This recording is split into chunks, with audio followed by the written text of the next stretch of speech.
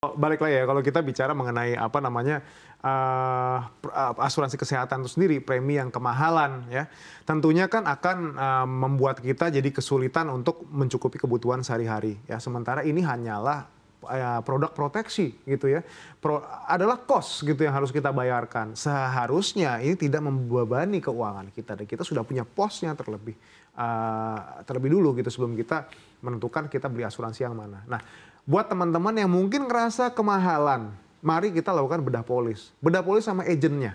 Coba tanya, kira-kira mungkin saya lupa ketika kemarin sign up udah jalan, apa aja sih manfaatnya? Kita nggak ngerti, mungkin kita rumit, kita baca polis, minta dijelaskan ulang. Ya. Habis itu kita lihat, kira-kira dengan total misalnya kamar berapa juta gitu, ada yang mungkin pakai sistem plafon, ada yang pakai on bill gitu ya. Terus habis itu aneka perawatan berapa kayak gini. Ini sudah cukup tepat guna atau mungkin terlalu besar buat saya gitu. Semakin besar ini ya ketika kita pilih yang manfaatnya besar, maksimal manfaat tahunan besar, terus semuanya on bill, ya otomatis preminya akan jadi lebih mahal ketimbang kalau misalnya benefitnya cuma berapa ratus ribu untuk kamar kayak gitu. Kalau misalnya kayak gitu kan ya mungkin akan lebih murah. Cuman apakah cukup buat teman-teman? Okay.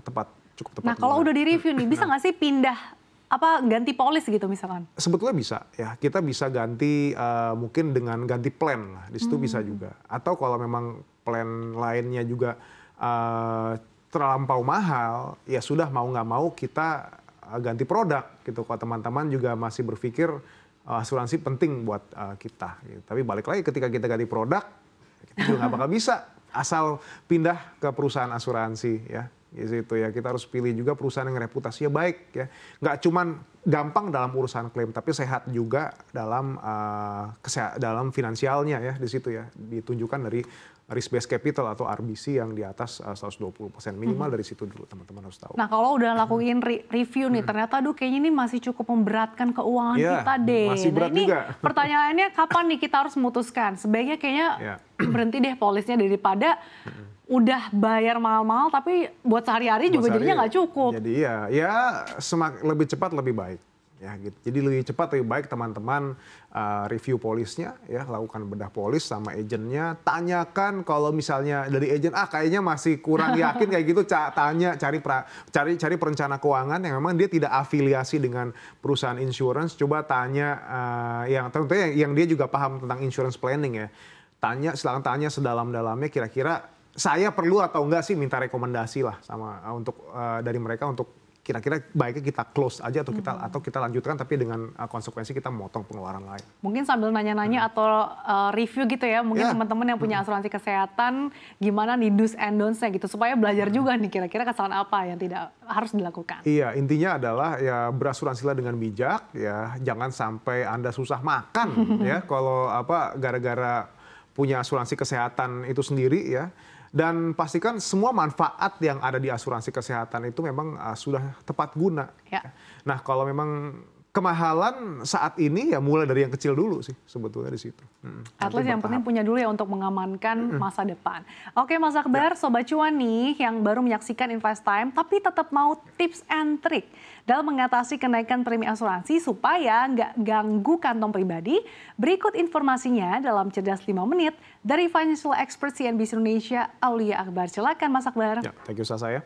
Ya, jadi teman-teman, kalau kita bicara mengenai asuransi kesehatan itu sendiri, nggak akan ada paksaan seseorang untuk memiliki asuransi kesehatan. Ya, terserah teman-teman kalau memang merasa tidak bermasalah, kalau keluar uang untuk berobat dan lain sebagainya, ya monggo saja tidak perlu beli asuransi. Ya, cuman kan balik lagi ya, yang namanya asuransi ya produk pertanggungan resiko ya. Kalau at least kita punya, ya kita bisalah mengamankan keuangan kita ya. Kita sudah nabung dalam jangka waktu yang lama, sudah terkumpul uangnya yang rencananya kita mau belikan rumah atau kita pakai buat nikah atau kita buat biaya pendidikan anak. Sayang aja gitu kalau misalnya harus hilang karena berobat atau karena kehilangan penghasilan karena akibat pencari nafkah di rumah tangga kita, mohon maaf meninggal dunia atau cacat cacat tetap total ya di situ ya. Itulah butuhnya yang namanya asuransi.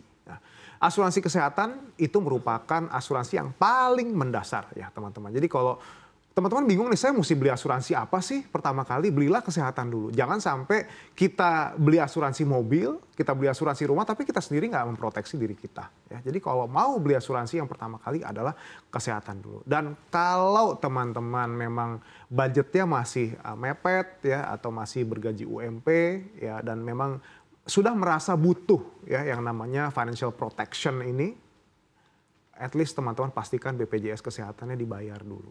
Ya, karena itu merupakan asuransi yang paling standar. Ya. Nah, baru setelah income-nya nambah, mungkin pengen deh beli deh asuransi kesehatan yang dari perusahaan swasta biar kita langsung berobat ke rumah sakit tanpa ada ke vaskes 1, silakan. Ya. Dan nanti kalau misalnya penghasilannya juga bertambah, mau yang lebih di-upgrade lagi, ya silakan asalkan teman-teman nggak ngoyo dalam membayar preminya.